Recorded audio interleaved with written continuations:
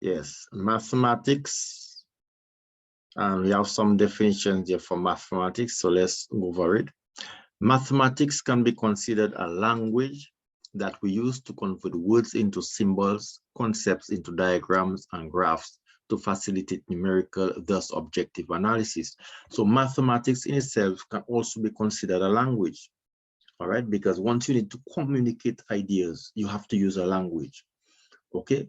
And what normally and frequently happens is that in mathematics, words are converted into symbols, concepts into diagrams and graphs. And the whole idea is to facilitate numerical, thus objective analysis. Okay, so take for example, you see this image in the real world, and automatically you start to qualify and quantify. Qualify meaning you're looking at the color brown, the texture is shining, it is smooth. But at the same time, you are quantifying, you're actually counting. So apart from saying brown and shining, you also saying a word called 4, because you counting, you quantifying automatically 1, 2, 3, 4, and another 4 and 3. So these are the words that go in through your mind. One nest with 4 eggs, and another with 4 eggs, also another with 3.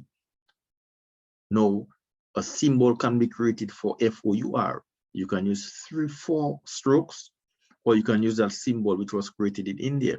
So you can actually see words convert into symbols, from the real to words to symbols. And this is the and in Latin, et, and also French, a. Cat, z, a, cat, z, a is et, and that's where our plus come from.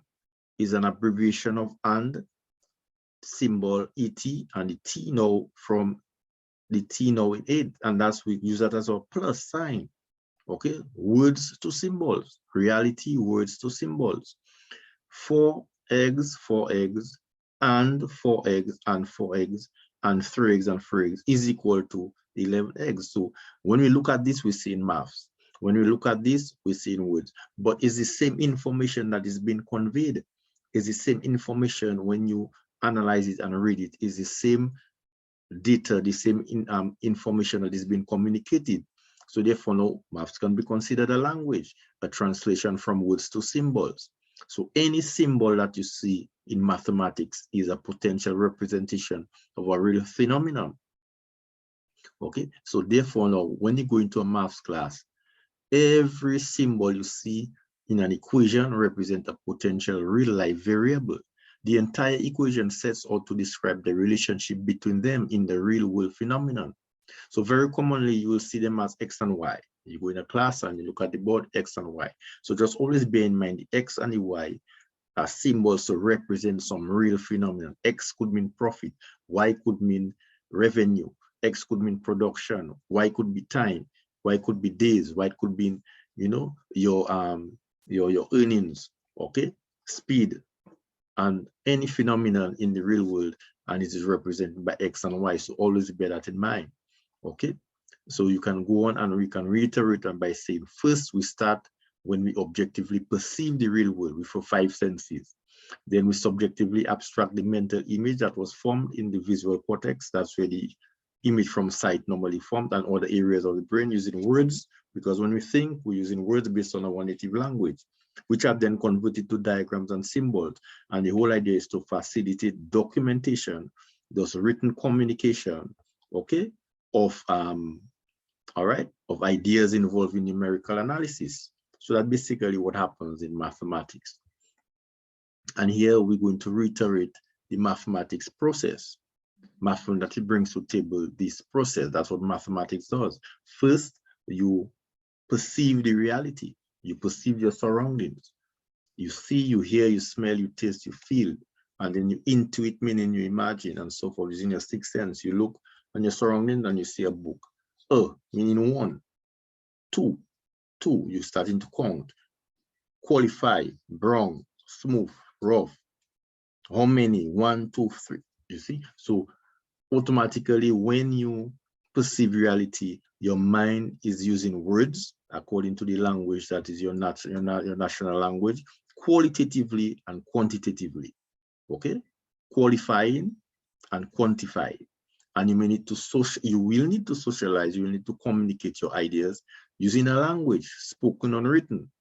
Qualitative reasoning is written language using words. Quantitative reasoning translates words to symbols, okay? Mathematical symbols, so they're intertwined, all right? Words to symbols, symbols to words. Because when you see these symbols, you say a word also. If you see a symbol and you see this, you will say two, okay? And so forth. You will say a word for the symbol. So take, for example, you have a symbol and you see this symbol. You will say number 5. You will say 5. If you see the symbol, you will say equal sign. So symbols and words, words to symbols, they are one and the same, English and maths. These symbols, don't refrain from calling them less than, more than sign. I don't normally encourage calling these symbols more than or less than sign. These symbols, when you look at any one of them, you can call it the inequality sign. Inequality signs with a less than part and a greater than part. So it has an opening and a close, a point.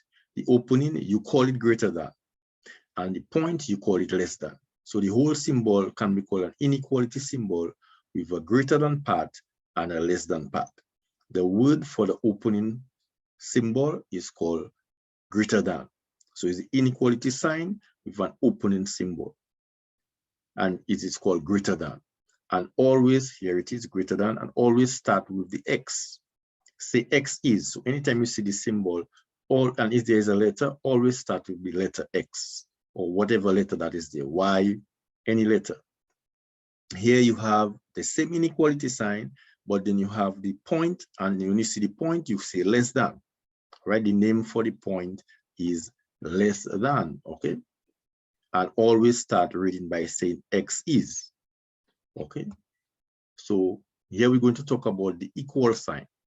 In an equation, in mathematics, an equation is a statement that asserts the equality of two expressions, which are connected by this sign. We call it the equal sign. Here, the letter X can be replaced with the phrase, there is one value that is. So when you see this symbol and you see a letter and a number, it's always good practice to start with the letter, and you can call the letter X, whatever letter, but you can also say there is a value that is. So you can say X is equal to 5 in that example, or you can say there is a value or one value that is 5. Here you have 9 and you have equal and X. It's always good practice to start with the X, even though the X is on the right, because in maths you can read from right to left. In maths you can read from left to right, right to left, up, down. You know, you can read in any direction in maths. So it's always good practice to start with the X. X is equal to 9. Or there is a value that is 9. That's what you can see when you see that there is a value that is 9, okay? Here we're going to reiterate the process of the inequality sign. The opening is called the greater than, the point is called the less than. The opening, the greater than, less than, greater than, less than. So in any direction, once you see the opening, you call it greater than, and you see the point, you call it less than. Simple as that. Okay, so for example, we're going to talk about the inequality sign here. An inequality in mathematics, a statement of an order, direction, relationship of greater than or equal to, less than or equal to, between two numbers or algebraic expressions. Again, don't call this greater than sign, neither less than sign. It is the inequality sign with a greater than part and a less than part. The opening is called greater than, the point is called less than. Always try to begin reading from the letter X. Instead of saying X, you can also say all the numbers that are. So here, you can say all the numbers that are when you see the inequality sign. When you start with X and you meet the opening, you must say greater than. All the numbers that are greater than. When you start with the X and you meet the point, you must say less than. All the numbers that are less than. All the numbers that are greater than. All the numbers that are less than, all the numbers that are greater than, all the numbers that are less than, because you can read from left to right or right to left, right to left, left to right, okay? So for example, Here you have inequality sign again. Just remember, point is less than, opening is greater than. And you can see it pointing in the opposite direction, but the opening is greater than, the point is less than. Always try to start reading from the letter X. You can also start by saying all the numbers that are. So for example, you see this and you want to read it, you want to say something when you see that. You say X is greater than 5. Yeah, that is correct. But you can also say all the numbers that are greater than 5. So because we naturally read from left to right in the English language, it comes naturally for it to start with the X. And you will say X is greater than 5. And that's why you may want to call that the greater than sign. But try to refrain from saying that. And this is the inequality sign. And you see the X by the greater than. So that's why you say X is greater than 5. Okay? No. Here now, you want to start by on the left side, but always try to start with the X. So you go to the X, and when you move towards the left, you see the point. So you have to say less than. X is less than it. All the numbers that are less than it, okay? Because you made the point. As soon as you move from the X, you see the point, and the name for the point is less than. X is less than it. All the numbers that are less than it, for example, 7, 5, and so forth. Here, you start with the X, you go straight to the X. You see that whole thing there, you see in a 10, you see in a 18, and you see in the inequality sign, you go straight to the X. If you go in that direction, you see it's in the opening. So you have to say X is greater than 10. And X, go back to the X is less than 18. Okay, so here you have to say X is greater than 8 and X is less than 18. Go to the X is greater than or equal to it because there's an equal sign. So you start with the X, you see the greater than, X is greater than or equal to it. All the numbers that are greater than or equal to it. Or you can even say 8 or all the numbers that are greater than 8. So if you want to start with the 8, you can say 8, but then you can say all the numbers or all the numbers that are greater than it. You see? Here, you start with the X. You see the greater than. All the numbers that are greater than 12. You can also say 12 or equal to 12. 12 or all the numbers that are greater than or equal to it. Okay? Here it is again. X is greater than or equal to 12. Or all the numbers that are greater than or equal to 12. Here you go straight to the X, and when you go towards in that direction, you see the opening. X is greater than or equal to -15. And X, you go back to the X and you see the point. X is less than or equal to 21. So always start with the X whenever you see this expression.